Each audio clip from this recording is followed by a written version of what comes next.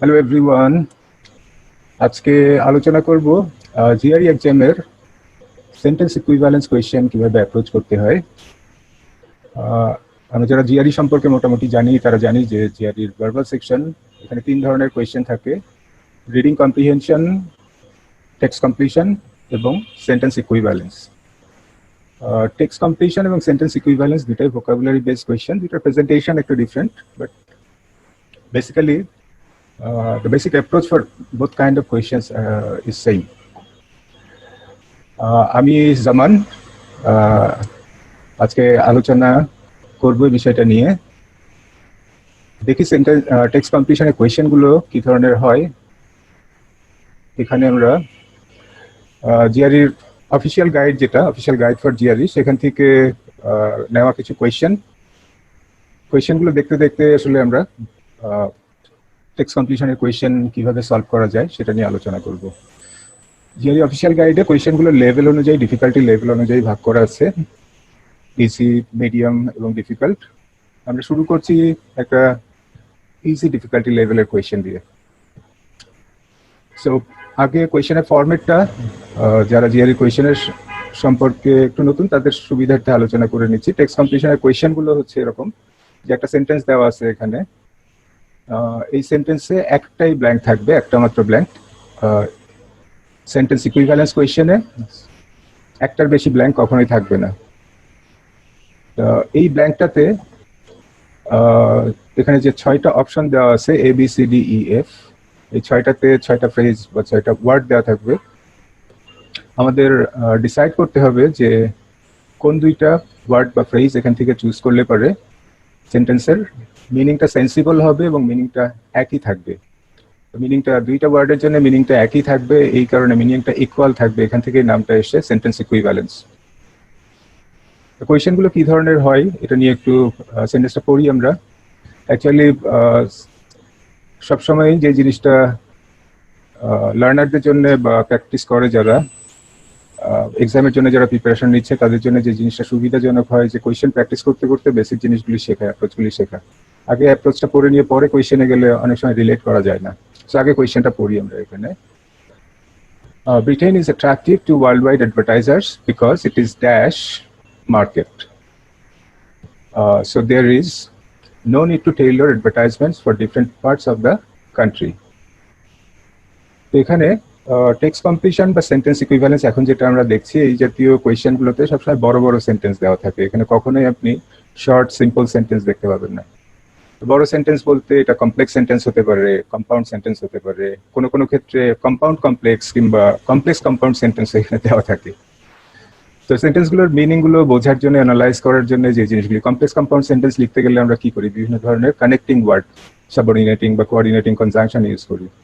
ওগুলো ধরে আসলে ওই মার্কারগুলো, কনজাংশনগুলো বা কানেক্টরগুলো খেয়াল করে সেন্টেন্সের একটা পার্টের সাথে আর একটা পার্টের রিলেশন কি, প্রথমে এই জিনিসটা খেয়াল করতে হবে। সো এখানে ওরকম একটা কানেক্টিং ওয়ার্ড আমরা দেখতে পাচ্ছি, সো। পরের অংশটা সো দিয়ে শুরু হয়েছে, এটা আসলে কি ইন্ডিকেট করে? কানেক্টিং ওয়ার্ডগুলো আসলে মানে এই জাতীয় কোয়েশ্চেনে 3 ধরনের ফাংশন থাকে। এগুলোর পারপাস হতে পারে যে কোনো একটা রেজাল্ট ইন্ডিকেট করা, যেমন সো, দেয়ারফর, কনসিকুয়েন্টলি, অ্যাকর্ডিংলি। খুব ফ্রিকুয়েন্টলি জিআরই কোয়েশ্চেনের মধ্যে এই ওয়ার্ডগুলো, এই কানেক্টিং ওয়ার্ডগুলো দেখতে পাবেন আপনারা। এগুলো আসলে ইন্ডিকেট করে কোনো একটা রেজাল্টকে। কানেক্টিং ওয়ার্ডের প্রসঙ্গে আরো 2টা গ্রুপের কথা এখানে বলে রাখি। এখানে লাইকওয়াইজ, ফার্দারমোর, ইনফ্যাক্ট, সেমিকোলন বা কমা, কোনো একটা পাংচুয়েশন যদি থাকে এই 2টার একটা, এই জাতীয় ওয়ার্ডগুলো ইন্ডিকেট করে একটা পার্ট আর একটা পার্টকে সাপোর্ট করবে। দেন অলদো, নেভারদিলেস, ইয়েট, প্যারাডক্সিক্যালি, এগুলো জিআরইর কোয়েশ্চেনের মধ্যে মাঝে মাঝে এই কানেক্টিং ওয়ার্ডগুলো দেখবেন। এগুলো ইন্ডিকেট করে একটা পার্ট আর একটা পার্টকে অপোজ করবে, অপোজিশন ইন্ডিকেট করে। সো আমরা এখানে যেটা পেয়েছিলাম যে সো দেখছি যে এটা ইন্ডিকেট করে একটা রেজাল্টকে। রেজাল্টকে ইন্ডিকেট করে মানে কি, যে একটা পার্টের মধ্যে কজ থাকবে আর একটা পার্টের মধ্যে রেজাল্ট থাকবে। সো এখানে সো দিয়ে যেই পার্টটা আছে সেটা ইন্ডিকেট করতেছে একটা রেজাল্টকে। আমাদের বের করতে হবে যে এটা কজটা কি। প্রথম পার্টটাতে তাহলে কজটা বলা থাকবে, এবং সেই কজটা বলার জন্য এখানে ব্ল্যাঙ্কের মধ্যে কোন ওয়ার্ডটা আসলে পারে সেন্টেন্সটা সেন্সিবল হবে। রেজাল্টে এখানে বলতেছে there is no need to tailor advertisements. তো টেইলর করা মানে কোনো কিছুকে কাটছাট করা, অ্যাডজাস্ট করা। তো কান্ট্রির বিভিন্ন পার্টের মধ্যে, দেশের বিভিন্ন অংশের মধ্যে অ্যাডভার্টাইজমেন্টকে চেঞ্জ করা, অ্যাডজাস্ট করার কোনো প্রয়োজন নাই। এইটা হচ্ছে রেজাল্ট। কি কারণে এটা হতে পারে? প্রথম অংশে দেখছি যে Britain is attractive to world wide advertisers because of its dash market. মার্কেটটা কি ধরনের হলে পারে কান্ট্রির বিভিন্ন পার্টের মধ্যে অ্যাডভার্টাইজমেন্টটা টেইলর করার দরকার হবে না, কোনো চেঞ্জ করার দরকার হবে না। অ্যান্সার অপশনগুলোতে আসি আমরা। গ্লোবাল অ্যাকচুয়ালি এই জিনিসটা তো ইন্ডিকেট করে না। গ্লোবাল কোনো একটা কিছু মধ্যে আমরা এখানে বিভিন্ন কালচারের, বিভিন্ন ন্যাশনালিটির লোকজন একটা গ্লোবাল এনভায়রনমেন্টের মধ্যে, অ্যাম্বিয়েন্সের মধ্যে থাকতে পারে। Uncomplicated, vast, homogeneous, uniform. তো এখানে এই দুইটা ওয়ার্ড দেখতে পাচ্ছি যে আমরা হোমোজেনাস মানে কি একই রকম, তাই না? Homogeneous, heterogeneous. হেটারোজেনাস মানে একরকম না, হোমোজেনাস মানে একই রকম। ইউনিফর্ম মানেও অল ওভার একই রকম।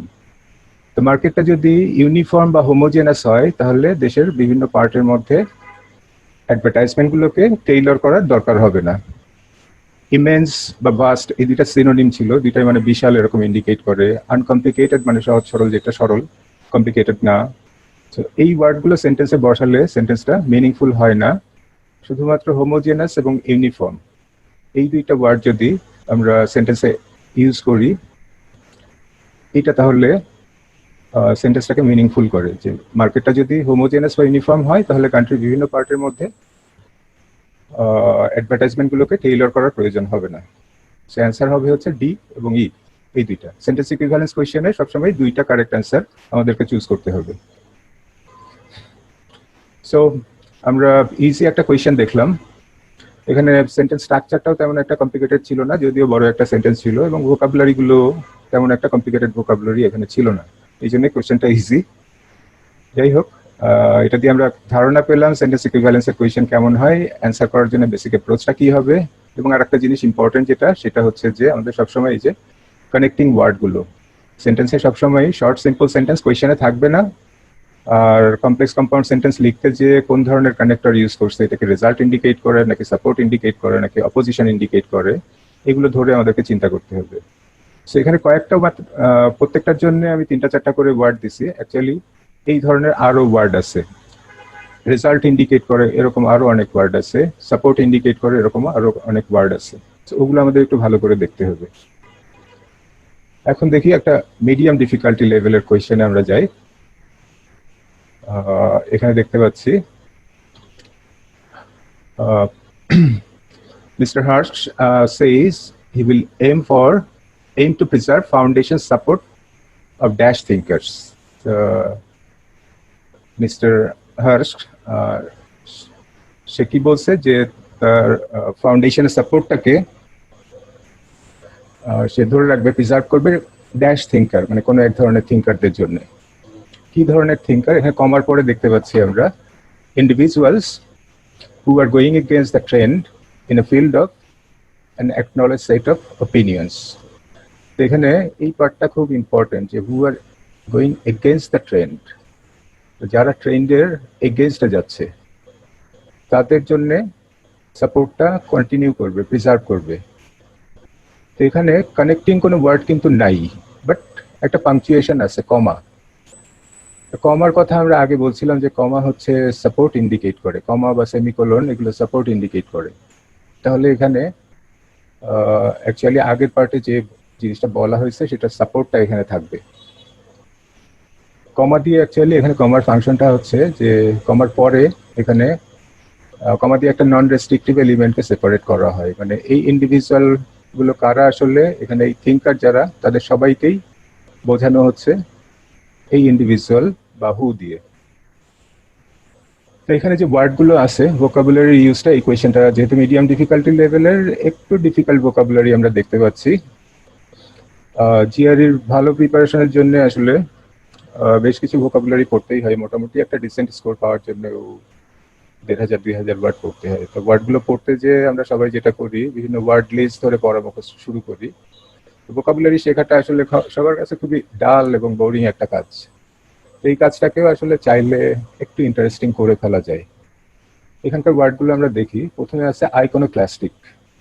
এই ওয়ার্ডটা সে আইকনোক্লাস্ট, এখানে অ্যাকচুয়ালি এই ওয়ার্ডটা দুইটা পার্ট আছে। একটা হচ্ছে আইকন।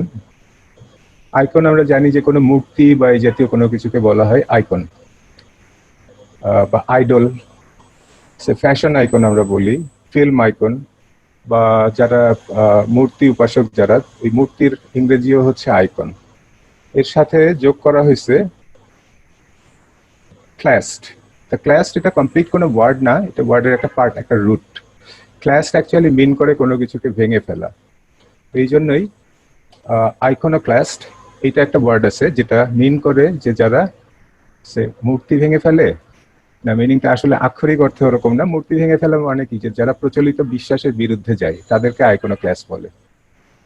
তো এখানে আইকনোক্লাস্ট থেকে আসে হচ্ছে আইকনোক্লাস্টিক। সেন্টেন্সে যেটা আছে আইকনোক্লাস্টিক, যদি আমরা এখানে বসাই তাহলে এটা হয়ে যাবে আইকনোক্লাস্টিক থিঙ্কার্স। থিঙ্কার্স একটা নাউন, তার আগে একটা অ্যাডজেক্টিভ এখানে দরকার। অ্যান্সার অপশনে সবগুলো অ্যাডজেক্টিভই দেওয়া আছে। তো আইকনোক্লাস্টিক থিঙ্কার মানে যেই থিঙ্কাররা প্রচলিত প্রথার বিরুদ্ধে চিন্তা ভাবনা যাদের, তাদেরকে আইকনোক্লাস্টিক থিঙ্কার বলতে পারি আমরা। এখানে আইকনোক্লাস্ট তাহলে প্রচলিত প্রথার বিরুদ্ধে যারা যায় তাদেরকে আমরা আইকনোক্লাস্ট বলি। আর একটা ওয়ার্ড আমি এখানে লিখে রাখছি আগে থেকে, বিবলিওক্লাস্ট। এটার মিনিংটা কি হইতে পারে? আমরা ভোকাবুলারি শেখার কথা বলতেছিলাম যে এটা খুব একটা বোরিং একটা কাজ, এটাকে ইন্টারেস্টিং করা যায় কিনা কোনোভাবে। বিবলিও, দেখেন যে বিবলিওর সাথে একটা ওয়ার্ড অনেকেরই পরিচিত থাকার কথা। আপনারা যখন রিপোর্ট লেখেন, রিপোর্টের শেষে একটা পার্ট থাকে হচ্ছে bibliography, list of reference books, তাই না? অ্যাকচুয়ালি বিবলিও আসে হচ্ছে বাইবেল থেকে। বাইবেল মানে হচ্ছে বুক। বিবলিও ক্লাস্ট, ক্লাস মানে আমরা বলতেছিলাম যে ক্লাস হচ্ছে ভেঙে ফেলা, ধ্বংস করা, এরকম। বিবলিও ক্লাস তাহলে কাকে বলবো? আইকনো ক্লাস তো বলতেছি যে প্রথার বিরুদ্ধে যায় সে। বিবলিও ক্লাস তাহলে কি ধরনের পার্সন হইতে পারে?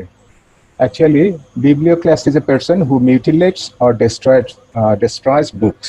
যে বই ধ্বংস করে ফেলে বা বইকে বিকৃত করে ফেলে, তাদেরকে বলা হয় হচ্ছে বিবলিও ক্লাস। জিআরির জন্য এটা ইম্পর্টেন্ট একটা ওয়ার্ড, মনে রেখেন। এরপরে ছিল হচ্ছে ইন্টিগ্রেটিভ। ইন্টিগ্রেট থেকে আসছে ইন্টিগ্রেটিভ। ইন্টিগ্রেট করা হচ্ছে কি, কোনো কিছু যোগ করা, সমন্বয় করা, একসাথে করা। যেমন এখানে আছে সিনথেসাইজিং। সিনথেসাইজ করা মানেও কিন্তু একসাথে করা। তাহলে এই দুইটা সিনোনিম আমরা পাচ্ছি।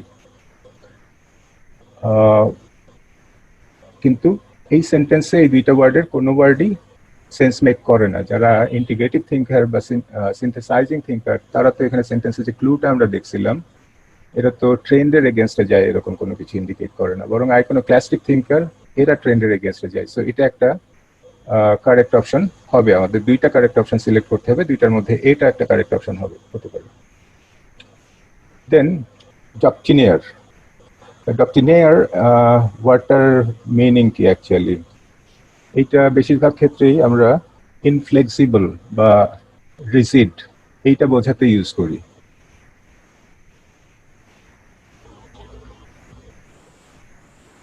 ইনফ্লেক্সিবল বা রিজিড, যেমন ইনফ্লেক্সিবল বা রিজিড পলিসি হতে পারে কোনো একটা গভর্নমেন্টের কোনো একটা ইস্যুতে, ইকোনমিক পলিসি হতে পারে, সেক্ষেত্রে আমরা বলবো ডক্ট্রিনিয়ার ইকোনমিক পলিসি। বা বর্তমানে যেমন আমেরিকার কথা বললে Trump administration's doctrinaire policy against the immigrants, example এটা হইতে পারে। তো এখানে এই ওয়ার্ডটা আসলে এখানে সেন্স মেক করে না। ডক্ট্রিনিয়ার থিঙ্কার্স এরকম না যে যারা ট্রেন্ডের এগেনস্টে যায়, সো এটা কারেক্ট অ্যান্সার হবে না। হেটারোডক্স, একটু আগে আমরা হোমোজেনাস হেটারোজেনাস বলতেছিলাম। হেটারো মানে কি ভিন্ন, তাই না? হেটারোডক্স আসলে কাদেরকে বলা হয়? হেটারোডক্সও আইকনোক্লাস্টের মতোই আর একটা ওয়ার্ড, যে যারা প্রচলিত প্রথার, প্রচলিত মতের বিরোধী। কোনো কোনো ক্ষেত্রে এটা প্রচলিত ধর্মমতের বিরোধী, এরকমও বোঝায় আর কি। সবসময় ধর্মমত হতে হবে এরকম না, প্রচলিত মতের বিরোধী যারা, তাদেরকে হেটারোডক্স বলা হয়, জাস্ট লাইক আইকনোক্লাস্ট। তাহলে দুইটা সিনোনিম আমরা পেয়ে গেলাম, এবং দুইটাই হচ্ছে যেখানে ক্লু যেটা দেওয়া আছে, who are going against the trend, এই ক্লুটার সাথে মিলে যায়। সো এই দুইটাই কারেক্ট অ্যান্সার হবে। ওকে, দেন কারেক্ট অ্যান্সার আমরা পেয়ে গেলাম। এখানে আমরা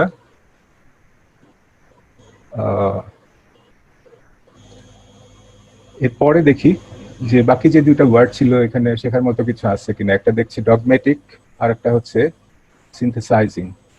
এখানে তিনটা ওয়ার্ড দেখেন যে ডক্ট্রিনেয়ার, হেটারোডক্স, ডগমেটিক। এই তিনটা ওয়ার্ডেরই রুট কিন্তু সেম। রুট দিয়ে ওয়ার্ড পড়লে পরে একটা রুট থেকে একটা ওই ফ্যামিলির যত ওয়ার্ড আছে, গ্রুপের যত ওয়ার্ড আছে সবগুলো একসাথে পড়ে ফেলা যায়। এবং জিআরই প্রিপারেশনের জন্য মোটামুটি 600 থেকে 700 ওয়ার্ড কমপক্ষে আর কি, যেগুলি আসলে জিআরই পরীক্ষার জন্য ইউজফুল। রুট দিয়ে আরো হাজার হাজার ওয়ার্ড মুখস্থ করা যায়, কিন্তু জিআরই পরীক্ষার জন্য দরকারি মোটামুটি 700-800 ওয়ার্ড রুট দিয়ে পড়ে, 600 থেকে 800 ওয়ার্ড রুট দিয়ে পড়ে ফেলা সম্ভব। এখানে আমরা দেখি রুট ধরে আসলে কিভাবে পড়া যেতে পারে ওয়ার্ডগুলোকে। এখানে দেখেন আমি আগে একটা নোট রাখছিলাম যে ডক, ডগ, ডগস, এগুলি কোনো ওয়ার্ড না, ইন্ডিভিজুয়াল ওয়ার্ড না, এটা খেয়াল রাখেন। যেগুলো কোনো ওয়ার্ডের মধ্যে থাকলে সেটার মিনিংটা রিলেটেড হয় হচ্ছে কোনো একটা ওপিনিয়ন বা বিলিফের সাথে। তো এখান থেকে এই রুট ধরে একটা ওয়ার্ড আমরা দেখছি ডক্ট্রিনিয়ার, মানে যাদের এটা অ্যাকচুয়ালি আসছে হচ্ছে ডক্ট্রিন থেকে। ডক্ট্রিন এই শব্দটা আমাদের অনেকের কাছেই পরিচিত। ডক্ট্রিন বলতে বোঝায় a set of principles, a set of guidelines বা পলিসি, এই ধরনের। সো এখানে যে সেট অফ পলিসিস বা অপিনিয়ন্স, গাইডলাইন্স, এগুলি কিন্তু কোনো একটা ওপিনিয়ন বা বিলিফের উপরে বেস করে গঠন করা হয়। হেটারোডক্স, এটা আমরা পেলাম যে প্রচলিত মতের বিরুদ্ধে যারা যায়।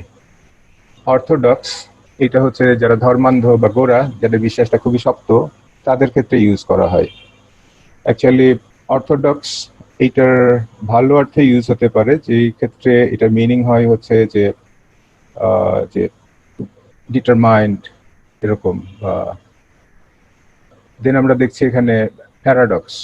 তো প্যারাডক্স হচ্ছে যে জিনিসগুলো আপাত দৃষ্টিতে ঠিক হলেও একটা আর একটার বিরোধী, আসলে পরস্পর বিরোধী মতামত, ওপিনিয়ন্স, এটার সাথে রিলেটেড। ডগমেটিক, তো ডগমেটিক আর অর্থোডক্স এটা বেশ কাছাকাছি। ডগমেটিক অ্যাকচুয়ালি ওয়ার্ডটার মিনিং এই ডক্ট্রিনিয়ারের মতোই, যেটা মিনিংও রিজিড বা ইনফ্লেক্সিবল। সেই দুইটা ওয়ার্ডকে আমরা একটা সিনোনিম বলতে পারি, যে dogmatic and doctrinaire. Dogma, dogma actually mean করে এটা কোনো একটা সেট অফ প্রিন্সিপালস, যেটা কোনো একটা অথরিটির দ্বারা প্রতিষ্ঠা করা হয়েছে। ডগমা বলতে আমরা গোরামিও বুঝি। ডগ, এই ডগটা অ্যাকচুয়ালি আমাদের নাউন ডগ না, যেটা ঘেউ ঘেউ করে, কুকুর না। এটা হচ্ছে ভার্ব যখন হবে তখন এটার মিনিংটা কি হয়।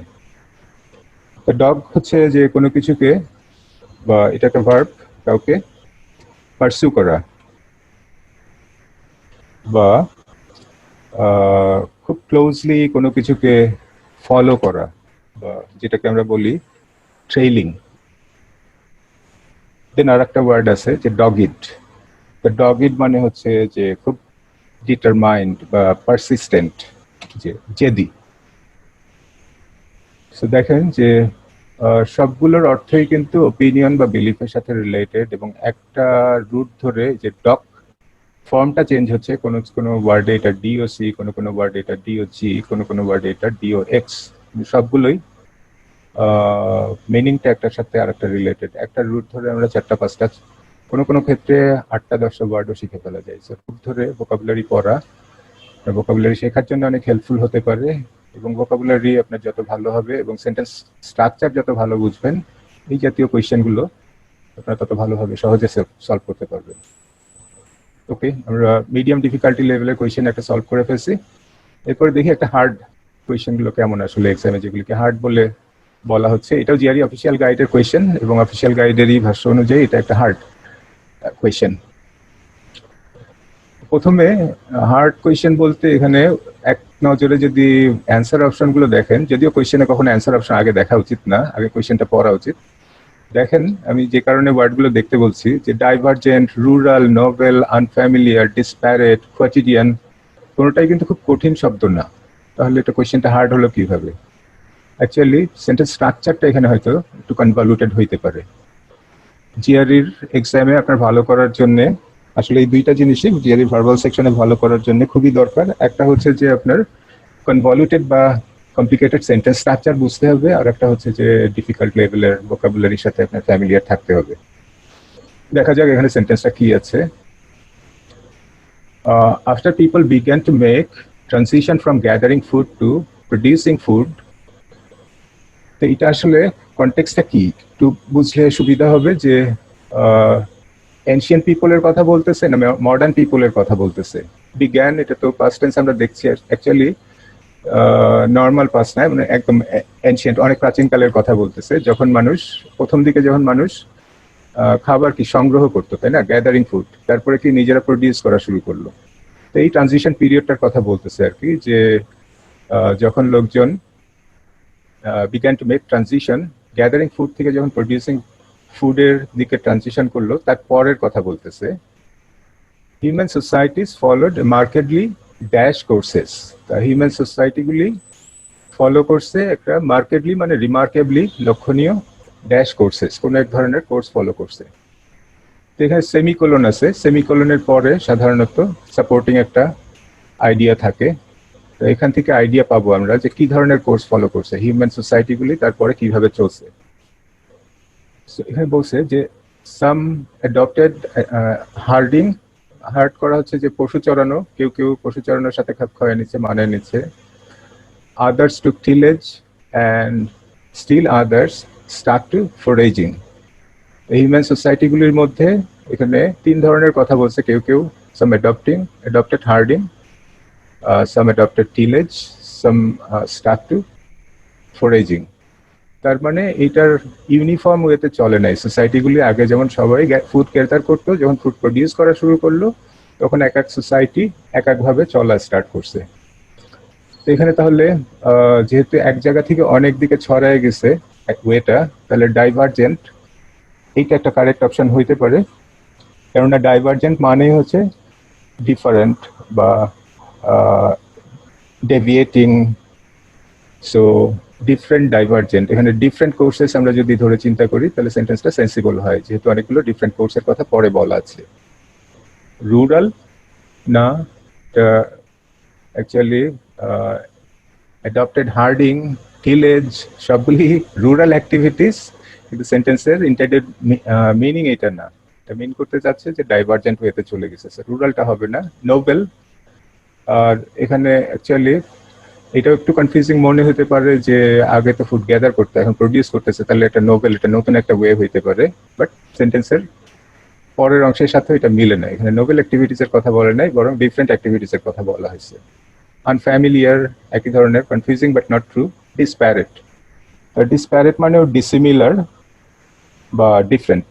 সো এটা ডাইভার্জেন্টের মতোই এই সেন্টেন্সে এখানে এটা একই মিনিং করবে। লাস্টে একটা ওয়ার্ড আছে, এটা একটু অপরিচিত ওয়ার্ড মনে হইতে পারে অনেকের কাছে। কোটিডিয়ান অ্যাকচুয়ালি এটা মিন করে যে এভরিডে থিংস, যেটা নিত্য নৈমিত্তিক বা দৈনিক ডেইলি যে ঘটনাটা। লাইক আমরা এক্সাম্পল হিসাবে বলতে পারি যে quotidian traffic the streets of Dhaka city, এরকম। সো এই সেন্টেন্সে এটা মিনিংফুল হয় না। যেই কাজগুলো আমরা প্রতিদিন বা নিত্য নৈমিত্তিকভাবে হয় বা করি সেগুলিকে কোটিডিয়ান অ্যাক্টিভিটিস বলা হয়। তো এখানে কোটিডিয়ান ওয়ার্ডটা যদি কারো মনে না থাকে, এই ওয়ার্ডটাকে একটা সিম্পল নেমোনিক্স দিয়ে মনে রাখতে পারেন, যে কোটিডিয়ান প্রতিদিন, কোটিডিয়ান প্রতিদিন, কোটিডিয়ান প্রতিদিন কয়েকবার বলেন, মানে যে প্রতিদিন যে জিনিসটা ঘটে সেটাই হচ্ছে কোটিডিয়ান। কোনো ওয়ার্ডকে এইভাবে আর একটা ওয়ার্ডের সাথে রিলেট করে মনে রাখা, এটাকে ভোকাবুলারি শেখার আর একটা টেকনিক নেমোনিক্স বলা হয়। নেমোনিক্স নিয়ে আমরা ডিটেল আর একটা লেসনে ডিসকাস করবো, এরপরের কোনো সেশনে এটা নিয়ে আমরা আলাপ করব। আজকে রুট নিয়ে কথা বলতেছিলাম। এখানে ডাইভার্জেন্ট, ডিসপ্যারেট এই ওয়ার্ডগুলোর কাছাকাছি বা সেম রুট ধরে অন্য কোনো ওয়ার্ড কি আছে কিনা একটু চেক করি। সে ডাইভার্জ করা, এটা বললাম যে এক জায়গা থেকে অনেক দিক দিয়ে অনেক জায়গায় ছড়ায় যাওয়া। এখানে সিমিলার আর একটা ওয়ার্ড আছে, আমরা বলতে পারি সিমিলার না, অ্যাকচুয়ালি অপোজিট। কনভার্জ, ডাইভার্জ হচ্ছে একটা জায়গা থেকে অনেক দিকে ছড়ায় যাওয়া, কনভার্জ হচ্ছে অনেক দিক থেকে এসে এক জায়গায় মেলা, কোইনসাইড করা, কনভার্জ করা, একসাথে মিলে যাওয়া। আমরা যদি ডাইভার্জিং না বলে কনভার্জিং বলি তাহলে এটা হইতে পারে যে ইউনিফাইং বা ইউনিফর্ম এরকম। এখান থেকে একটা এক্সপ্রেশন আমরা প্রায়ই কথাবার্তার মধ্যে ইউজ করি, অন দ্য ভার্জ অফ, প্রান্তে। ভার্জ মানে আসলে প্রান্ত। ডাইভার্জ মানে অনেক দিকে ছড়া যাওয়া, কনভার্জ হচ্ছে একসাথে মেলা। ডিসপ্যারেট, এখানে আমরা আর একটা ওয়ার্ড দেখছিলাম। ডিসপ্যারেট ওয়ার্ডটাও এটা ধরেও আসলে বেশ কিছু ওয়ার্ড মনে রাখা উচিত, মনে রাখা যেতে পারে। পার বা প্যারিটি, এটা অ্যাকচুয়ালি মিন করে সিমিলারিটি বা ইউনিফর্মিটিকে। অ্যাট পার আমরা বলি যে এটা যখন সমান অবস্থায় থাকে, সমান সমানে থাকে এরকম। ডিসপ্যারেট মানে যেটা পারে নাই, এই কারণে এখান থেকে এটার মিনিংটা হচ্ছে ডিসিমিলার, ডিফারেন্ট বা ইনকনক্লুয়েন্ট বলতে পারি এরকম। সো রুট ধরে এভাবে একসাথে আসলে কয়েকটা করে ওয়ার্ড মনে রাখা যেতে পারে। সো আজকে এই পর্যন্তই। সেন্টেন্স ইকুইভ্যালেন্সের ইজি কোয়েশ্চেন কেমন হতে পারে, মিডিয়াম কোয়েশ্চেন কেমন হতে পারে, হার্ড কোয়েশ্চেন কেমন হতে পারে, সেগুলোর একটু আইডিয়া আশা করি সবাই পেয়েছেন এখানে যে এক্সাম্পলগুলো দেখালাম সেগুলো থেকে। এবং সেন্টেন্স ইকুইভ্যালেন্স কোয়েশ্চেন সলভ করার জন্য যে জিনিসগুলো দরকার, আপনার দুইটা জিনিস একটু ভালো করে খেয়াল করতে হবে। আমরা প্রথম থেকে আবার একটু দেখে আসি, যে একটা হচ্ছে যে এই মার্কারগুলি, কানেক্টিং ওয়ার্ডগুলি, যেগুলি সেন্টেন্সে আমরা বলতেছিলাম যে ছোট শর্ট সিম্পল সেন্টেন্স আমরা এই কোয়েশ্চেনগুলোতে কখনো পাবো না, কমপ্লেক্স কম্পাউন্ড সেন্টেন্স থাকবে এখানে। তো একটা পার্টের সাথে আর একটা পার্টকে কানেক্ট করে যে ওয়ার্ডগুলো, সেগুলো আসলে এই তিন গ্রুপের মধ্যেই পড়বে। এটা কি রেজাল্ট ইন্ডিকেট করে, না সাপোর্ট ইন্ডিকেট করে, না অপোজিশন ইন্ডিকেট করে, এটা আমাদের একটু ভালো করে খেয়াল করতে হবে। সো এই জাতীয় আরো কিছু ওয়ার্ড আমাদের পড়ে ফেলতে হবে। আর একটা হচ্ছে যে স্টক অফ ওয়ার্ড বাড়াতে হবে, যেটা আপনার সেন্টেন্সের বোঝার ক্ষমতা বাড়ার সাথে সাথে আর একটা রিকোয়ারমেন্ট, যেটা সেন্টেন্স ইকুইভ্যালেন্স কোয়েশ্চেন বা ভোকাবুলারি বেস যে কোনো কোয়েশ্চেন সলভ করার জন্য আপনার এসেনশিয়াল একটা requirement. So thanks for watching this video, thanks for joining this session. ভবিষ্যতে জিআরই এক্সামের আরো কোনো কোয়েশ্চেন টাইপ নিয়ে আরো কিছু কোয়েশ্চেন কিভাবে সলভ করা যেতে পারে বা স্কিলগুলো ইমপ্রুভ করার জন্য কি করা যেতে পারে সেগুলো নিয়ে আবারও লাইভে আসবো আমরা। Till then, happy prepping and thanks again for joining. Bye. Happy prepping and thanks again.